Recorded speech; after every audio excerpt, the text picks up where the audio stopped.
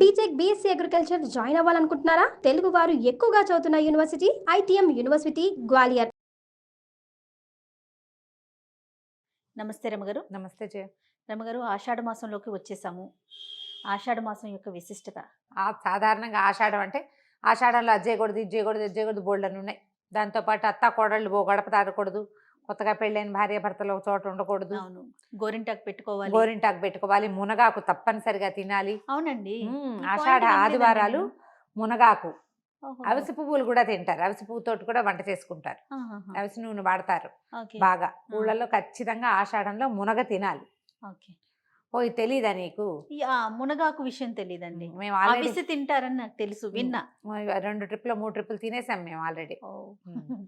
మునగ బాగా తినాలి ఈ సీజన్ లో. సండే తినేస్తాను. ఆదివారాలు కనీసం అని చెప్తారు. ఏంటి రమ్మగారు చెప్తాం, విశిష్టత ఏంటి? అవన్నీ చాలా ఉన్నాయి వ్యవహారాలు. తప్పకుండా. ముందు అసలు విశిష్టత మాట్లాడుకుందాం. ఆషాఢము అంటే ఇదేం పెద్ద పవిత్ర మాసం కాదని ఒక భావన ఉంటుంది. శ్రావణం కోసం వెయిట్ చేస్తాం, మనకి పూజలు ఉన్నాయి కాబట్టి. అవునవును. నిజానికి మన పూజలకి ఆది ఆషాఢమే.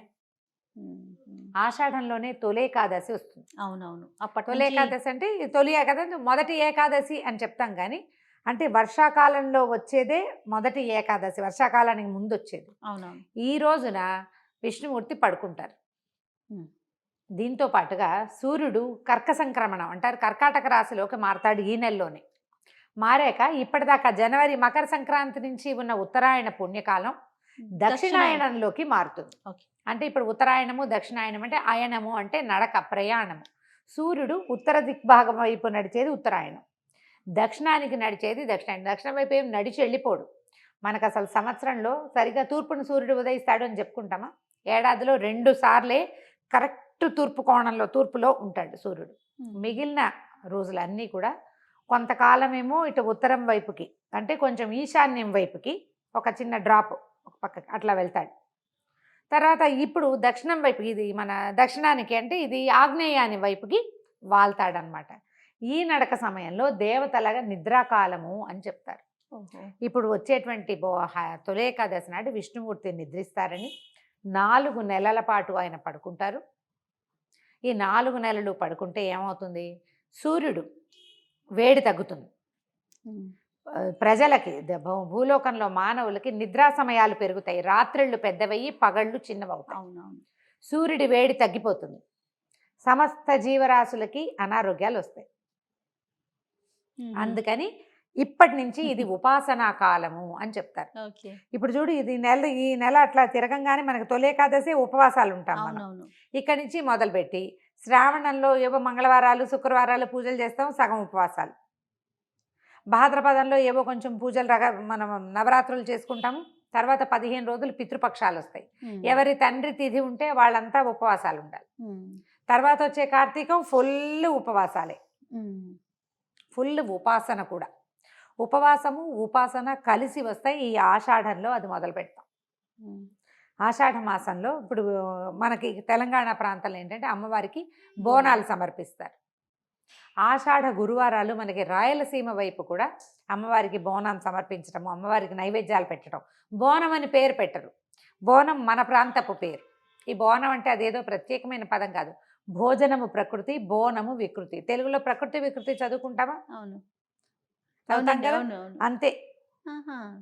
భోజనము బోనము, అమ్మవారికి ఆహార సమర్పణ చేయటమే బోనం అంటాం. బోనం.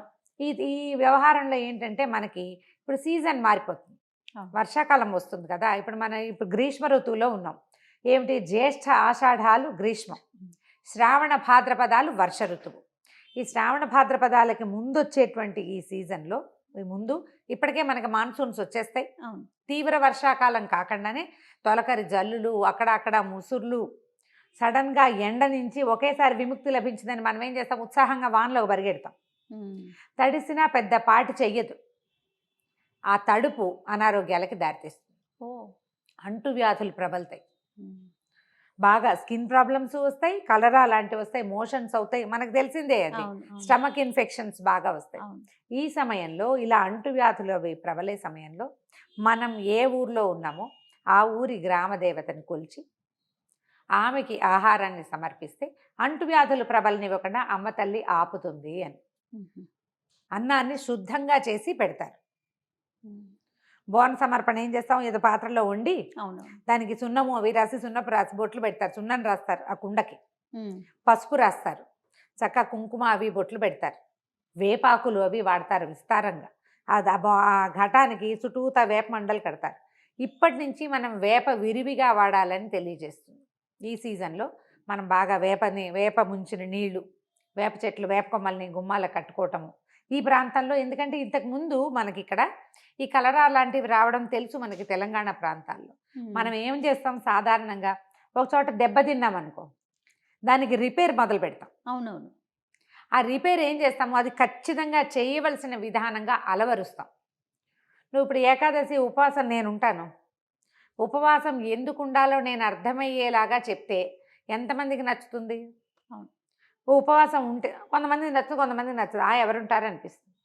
ఉపవాసం చేయటం వల్ల నీ ఆరోగ్యానికి వచ్చే ఇది నీకు డైటింగ్గా కూడా యూజ్ అవుతుంది. ఇలాంటి మాటలు చెప్తే ఇంకొంచెం నచ్చుతుంది. దాన్ని మనం సాంప్రదాయంగా భావించేసి దాన్ని అవలంబించేస్తూ ఉంటాం. అందుకని ఏం చేశారంటే ఒట్టి మాటగా శాస్త్రం చెప్పింది ఖచ్చితంగా ఇది ఇవాళ నుంచి చెయ్యాలి, ఈ రోజున ఇదే తినాలి, ఫలానా అస్సలు తినకూడదు, తింటే రౌరవాది నరకాలు వస్తాయి, పాతాళంలో పడతావు, భూలోకంలో పడతావు, మళ్ళీ కటాక్షం ఉండదు, అలాంటివి చెప్పి భయపెడితే గానీ ఎవ్వరు వినరు. అవునండి. కాబట్టి ఇక్కడి నుంచి అది మొదలుపెట్టారు. ఈ విష్ణుమూర్తి నిద్రించే కాలం కదా, ఇక్కడి నుంచి 4 నెలలు కార్తీక శుద్ధ ఏకాదశి దాకా ఇది దేవశయని ఏకాదశి, అది బోధిని ఏకాదశి. విష్ణువు నిద్రలేస్తాడు. ఈ 4 నెలలు చాతుర్మాస్య దీక్ష వహిస్తారు చాలామంది. చాతుర్మాస్యం సాధారణంగా యతులు, సన్యాసులు, పీఠాధిపతులు ఏ ప్రాంతంలో ఉన్నారో అక్కడే ఉంటారు, కదలరు, ప్లేసులు మారరు, ప్రయాణాలు చేయకూడని నెలలు. ఇప్పుడు వాళ్ళకి చాతుర్మాస్యం, మనం ఏం చేయాలి, ట్రిప్పులు అవి పెట్టుకోకూడదు. ప్రయాణాల్లో ఇప్పుడు ఇదివరకు ప్రయాణాలు ఏం చేసేవాళ్ళు, ఈ అడవుల్లో నడిచిపోయేవాళ్ళు. ఎక్కడ పిడుగు పడితే ఏమైపోతుందో. ఉరుములు పిడుగుల కాలం కదా, చలికాలం, చలికాలం అనకూడదు దీన్ని, వర్షాకాలం, ఎక్కువ ఇబ్బందులు వస్తాయి. అందుకని ప్రయాణాలును ఈ 4 నెలలు నెలకొక్కొక్కటి చొప్పున మానేయాలి. ఆకుకూరలు 1 నెల మానేస్తారు, పాలు పెరుగు అస్సలు లేకుండా 1 నెల, పప్పులు అస్సలు తినరు, శనగపప్పు, పెసరపప్పు, ఏ పప్పు ఉండదు. అట్లా 4 నెలలు పద్ధతిగా ఉంటారు. ఈ 4 నెలల్లో 4 రోజులు 8 ఏకాదశులు వస్తాయి.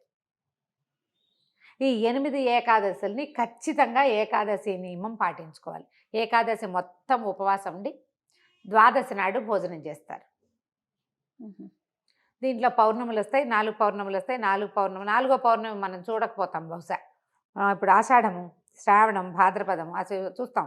4 పౌర్ణమి చూసి 5వ పౌర్ణమి వచ్చే నాటికి మనకి దీక్ష విరమణ అయిపోతుంది. చాతుర్మాస్య దీక్ష మామూలు గృహస్థులు కూడా చేయొచ్చు. సాధారణంగా ఏం చెప్తారంటే సంతానం పెద్దవాళ్ళు అయిన గృహస్థులు కూడా చాతుర్మాస్య దీక్ష తీసుకోవచ్చు అంటారు. అంటే కనీ పెంచే వయసులో తీసుకోరు చాతుర్మాస్యాలు. గృహస్థులు కొన్ని చాతుర్మాస్యంలో కొన్ని నియమాలు ఉంటాయి. ఇలా కొన్ని తినకూడని పదార్థాలు అవి వదిలిపెట్టడము, ప్రయాణాలు మానేయచ్చు. ఇందులో ఏకభుక్తము, భూశయనము, బ్రహ్మచర్యము ఇలాంటి నియమాలు ఉంటాయి. అవి చిన్నవాళ్ళకి పెట్టరు, పెద్దవాళ్ళు. చిన్నవాళ్ళు, మామూలు వాళ్ళు, మనబొట్టి వాళ్ళు ఏం చేయొచ్చు, ఏకాదశి నియమాలు ఉంచుకోవచ్చు. ఇక్కడి నుంచి ఉపాసనా బలం పెరుగుతుంది. దేవతల నిద్రాకాలం కాబట్టి ఇప్పుడు మనం ఉపాసించటము, అనేక రకాల పూజలు, ఎప్పుడు జపం, ధ్యానం చేసుకోవటము, దానాలు చేసుకోవటము, తర్పణాలు చేయటము, ఇవన్నీ చేసుకుంటూ ఈ 6 నెలల కాలాన్ని గడిపితే మళ్ళీ మనకి మకర సంక్రమణానికి దేవతలంతా నిద్రలేస్తారు. మన హరిబోధిని ఏకాదశి ఎప్పుడు వస్తుంది, కార్తీకంలో వస్తుంది. కార్తీకంలో విష్ణువు నిద్రలేస్తాడు. మిగిలిన దేవతలందరూ కూడా కొంచెం ఇదిగా ఉంటారు. కార్తీకం తర్వాత మార్గశీరము చివరిలోకి సగపడయ్యేసరికల్లా మళ్ళీ మనకి ఇది వస్తుంది. మార్గశీరం అవ్వగానే ఉత్తరాయణ పుణ్యకాలం వచ్చేస్తుంది కదా, మనకి ఎప్పుడు వస్తుంది అది, జనవరి 14 వస్తుంది. జూలై 16 నుంచి జనవరి 14 దాకా దక్షిణాయనము. ఈ దక్షిణాయనంలో కొన్ని చెయ్యరు, సాధారణంగా ఉపనయనాలు చేయరు, పెళ్ళిళ్ళు అవి చేసుకుంటాం, దక్షిణాయనంలో యజ్ఞాలు చేయరు, అంటే గృహస్థులు చేయకూడదు. అంటే దేవతలు నిద్రావస్థలో ఉంటారు అనే కారణం అంటారు, అంతేనా? అంతే, దేవతలు నిద్రావస్థలో ఉంటారని చేయకూడదు అంటారు. అంటే ఇది ఇప్పుడు శాస్త్రం చెప్తుంది ఇట్లా, ఈ సమయం దీనికి కాదు. ఇప్పుడు ఈ 6 నెలలు ఏంటంటే మనకి మనం బలపరుచుకోవాలన్నమాట. నువ్వు జపం చెయ్యి, నువ్వు తర్పణాలు విడువు, నువ్వు ఉపవాసం చెయ్యి, ఇలాంటి నియమాలు చెప్తారు. సాధారణంగా ఈ దక్షిణాయనంలో ఉపనయనాలు మాత్రం చేయరు. ఒడుగు చేస్తారు కదా, అవునవును. థ్రెడ్ సెరమనీస్ అస్సలు ఉండవు. ముహూర్తాలు ఉత్తరాయణం వచ్చాకే ఉంటాయి. సో దానికి నాంది ఈ ఆషాఢ మాసం. ఆషాఢ గురువారాలు అమ్మవారి అర్చన చాలా విశేషమైన ఫలితాన్ని ఇస్తుంది.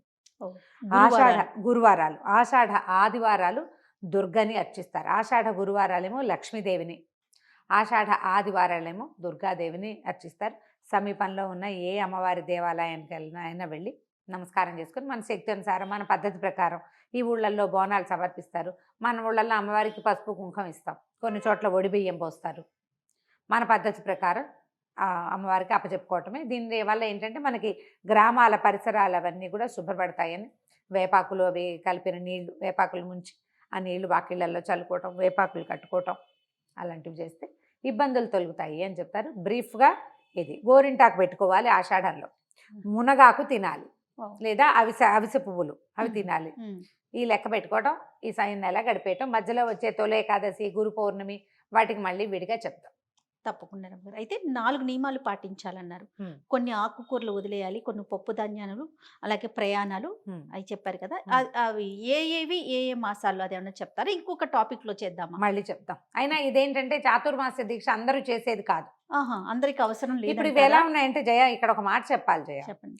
ఇలా ఏదైనా ర్యాండమ్ గా చెప్పామనుకో, చాలా మంది అదేదో వాళ్ళ మీదకే తీసేసుకుంటారు. ఆ ఇంట్లో ఉన్న వాళ్ళంతా ఇబ్బంది పడి వీళ్ళు ఎందుకు చెప్తారు ఇలాంటివి అంటారు. ఇవి కాంప్లికేటెడ్ చేసేసుకుంటారు కదా. మనకెందుకు చాతుర్మాస్యం? మనకు అవసరం లేని విషయం అంటే అవసరం లేదు. చాతుర్మాస్య దీక్ష ఉన్న వాడికి మనం చెప్పక్కర్లా. ర్యాండమ్ గా ఇది విషయం.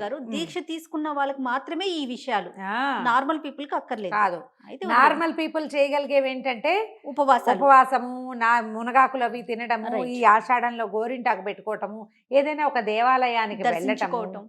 ఇక్కడి నుంచి వచ్చే ఈ 4 నెలల్లో వచ్చేటువంటి 4 రోజులు 8 ఏకాదశులైనా నియమంగా ఉండటము, ఇది మనం చేయగలుగుతాం. తప్పకుండా వాటిని ఇంకొక టాపిక్ కింద తీసుకుందాం. రైట్ అండి. నమస్తే. నమస్తే.